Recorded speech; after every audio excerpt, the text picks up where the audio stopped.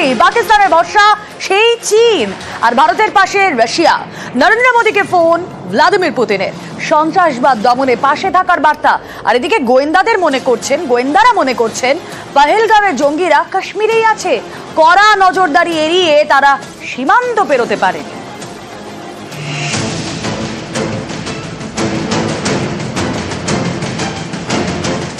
ভারত ফুঁসছে, পাকিস্তান কাঁপছে, ভয় পেয়ে এখন চীনের দ্বারস্থ। সোমবার ইসলামাবাদে চীনের রাষ্ট্রদূত জিয়াং জাইদাং এর সঙ্গে বৈঠক করেন পাক প্রেসিডেন্ট আসিফ আলী জারদারি। পাকিস্তানে রক্তচাপ বাড়িয়ে ভারতের পাশে দাঁড়িয়েছে রাশিয়া। এর আগে আমেরিকা পাকিস্তানকে কড়া বার্তা দিয়েছে, এবার ভারতের পাশে রাশিয়া। বিদেশ মন্ত্রকের মুখপাত্র রণধীর জয়সওয়াল জানিয়েছেন, রাশিয়ার প্রেসিডেন্ট ভ্লাদিমির পুতিন প্রধানমন্ত্রী নরেন্দ্র মোদীকে ফোন করেন। পহেলগাঁওয়ে জঙ্গি হানার তীব্র নিন্দা করেছেন পুতিন। সন্ত্রাসবাদের বিরুদ্ধে লড়াইয়ে ভারতকে পূর্ণ সমর্থন জানিয়েছেন।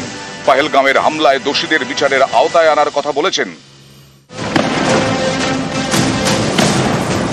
এটা 22 এপ্রিলের ছবি। সেদিন রক্তাক্ত হয় কাশ্মীরের পহেলগাঁও। বৈসারান উপত্যকায় বেছে বেছে পর্যটকদের গুলি করে জঙ্গিরা, খুন করে 26 জনকে। এই ঘটনার তদন্ত শুরু করেছে এনআইএ। কাশ্মীর জুড়ে চলছে তল্লাশি। গোয়েন্দাদের দাবি, জঙ্গিরা সীমান্ত পেরোতে পারেনি, কোনোভাবে জঙ্গলে লুকিয়ে রয়েছে। জঙ্গিদের খুঁজতে এবার হাইড আউটের দিকে নজর রাখছে সেনাবাহিনী সহ অন্যান্য সিকিউরিটি এজেন্সিজরা। হাইড আউট বিষয়টা কি? হাইড আউট হচ্ছে এমন একটি জায়গা যেটা জঙ্গলের মধ্যে তৈরি করা গোপন ডেরা, যে গোপন ডেরার মধ্যে খাবার দাবার, অস্ত্রশস্ত্র সব মজুত রয়েছে।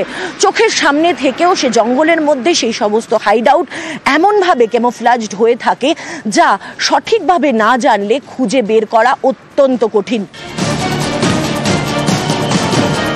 কাশ্মীরের বিস্তীর্ণ এলাকায় পাহাড় আর পাইনের জঙ্গল। গোয়েন্দাদের সন্দেহ, পহেলগাঁওয়ে হামলার পর সম্ভাব্য 2 রুট ধরে পালাতে পারে জঙ্গিরা। মূলত এসকেপের 2টো রুটের দিকে নজর রাখছে। এক, দক্ষিণের দিকের রুট, যে রুট চিরাচরিতভাবে জঙ্গিদের সিম্পাথাইজার বা জঙ্গিদের পৃষ্ঠপোষকদের রয়েছে বলে জানা যাচ্ছে। পহেলগাঁও থেকে কোকরনাগ হয়ে, দাকসুম হয়ে একেবারে সিন্থল টপ, যে সিন্থল টপ পৌঁছে যাচ্ছে পীর পঞ্জালের ওপর, এবং সেই পীর পঞ্জালে রয়েছে একাধিক জঙ্গিদের হাইড আউট, যাকে খোলা নজরে খুঁজে পাওয়া অত্যন্ত কঠিন। অন্যদিকে আরও একটি নজর রয়েছে উত্তর কাশ্মীরের একটি রুটের দিকে। পহেলগাঁও থেকে ত্রাল হয়ে একেবারে সোনমার্গ হয়ে সোজা উত্তর কাশ্মীরের কুপওয়ারার লোলাব ভ্যালি, যে লোলাব ভ্যালিতেও একাধিক হাইড আউট রয়েছে বলে জানাচ্ছে এই সিকিউরিটি ফোর্সেসরা। পহেলগাঁওয়ে জঙ্গি হানার পরেই কাশ্মীর জুড়ে চলছে তল্লাশি। অপারেশনে যৌথ বাহিনী, এলওসিতে কড়া নজরদারি।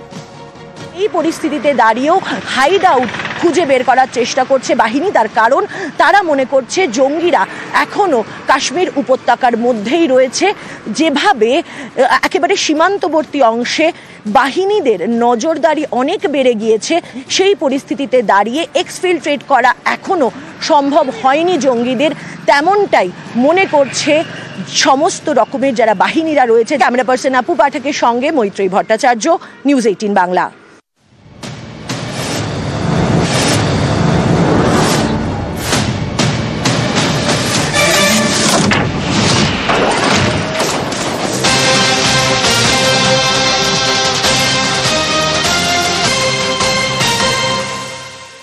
ভারতীয় নৌসেনার রণসজ্জা, যুদ্ধ প্রস্তুতিতে আরো এক ধাপ। নয়া প্রযুক্তির মাইনে সফল পরীক্ষা। ডিআরডিও এবং নৌসেনার যৌথ মহড়া, মাল্টি ইনফ্লুয়েন্স গ্রাউন্ড মাইন, তার পরীক্ষামূলক বিস্ফোরণ। যে ছবি আপনারা দেখছেন, নৌসেনার রণসজ্জা, ডিআরডিও নৌসেনার যৌথ মহড়া, নয়া প্রযুক্তির মাইনের সফল পরীক্ষা। যুদ্ধ প্রস্তুতিতে আরো এক ধাপ।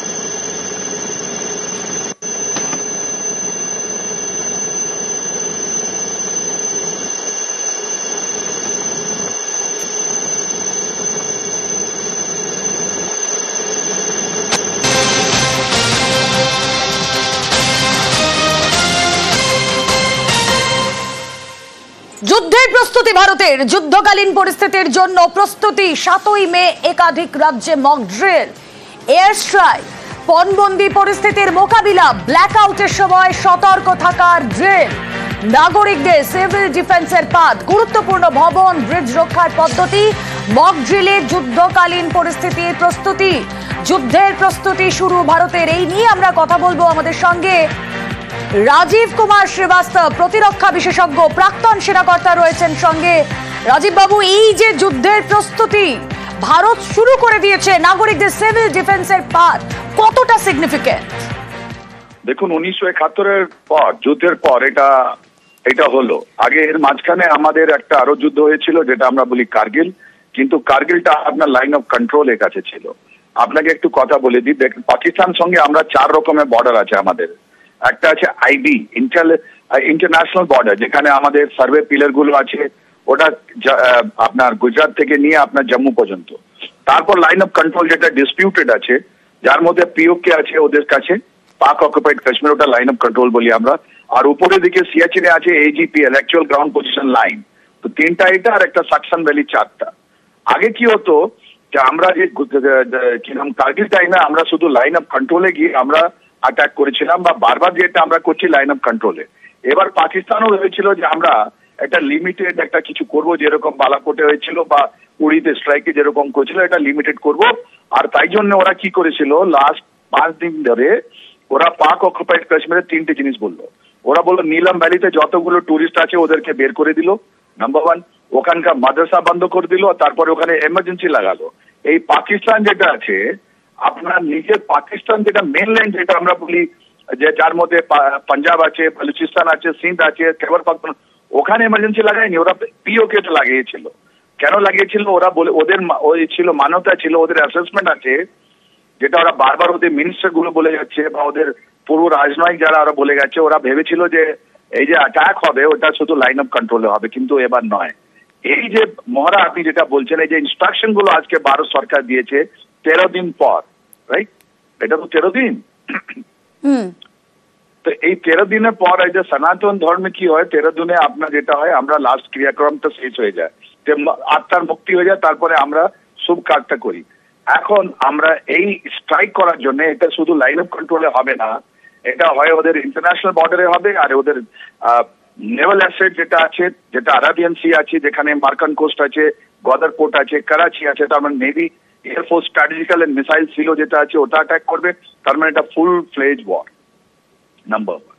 নাম্বার 2, আমি বাচ্চা ছিলাম 1971-এ, কিন্তু আমার মনে আছে এখন পর্যন্ত এটা হয় কি, এসব ব্ল্যাক আউট করলেন আপনাদের প্রত্যেকটা বাড়িতে ওরা বলে দেবে, কিংবা যতগুলো সিট, আপনি যদি লাইট জ্বালাতে চান তাহলে আপনি কি নাম কালো কাগজ লাগিয়ে দিন।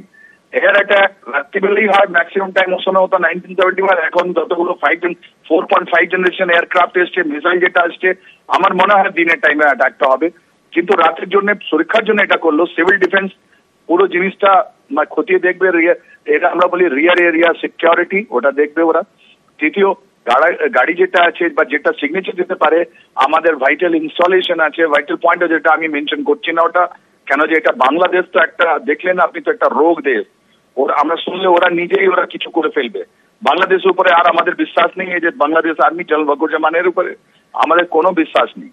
তো তাই জন্য আমরা আমাদের যে ভাইটাল এরিয়া, ভাইটাল পয়েন্টস আছে, ওটা প্রোটেক্ট করার জন্য ওরা এয়ার ডিফেন্স সিস্টেম গুলো লাগাবে।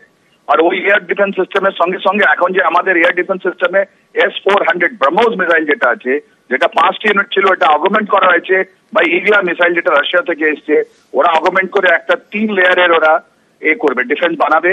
তার মধ্যে যে কোনো মিসাইল আপনার পাকিস্তানের মাটি থেকে যেটা উঠবে, ওটা ওরা সবাই ওরা ডিটেক্ট করবে, রাস্তায় ওরা রেডার ট্র্যাকিং হবে, ওদেরকে আমাদের সীমানো আসার সময় বা টাইমে ওটাকে ডিস্ট্রয় করা হবে, যেরকম আপনি ইরান এন্ড ইসরায়েল এটা দেখলেন।